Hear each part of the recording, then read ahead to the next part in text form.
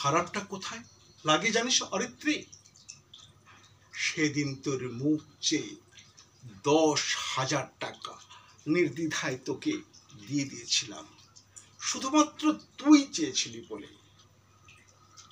আমার টাকা পয়সার টান, আমার বাড়ির ভাড়া, আমার মায়ের ওষুধ কিচ্ছু চিন্তা করিনি। Nothing nothing. এমনকি সেদিন তোকে একটাও প্রশ্নও করিনি কোথায় লাগবে, কিসে লাগবে। কিন্তু তারপর একটা বছর হয়ে গেল, একটা টাকা পর্যন্ত দিতে পারলি না।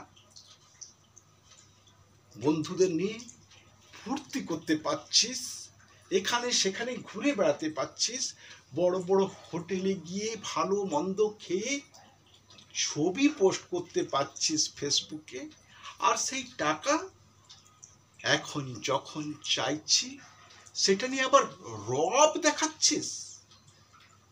অসাধারণ ভাই, অসাধারণ। এই না হলে বন্ধু।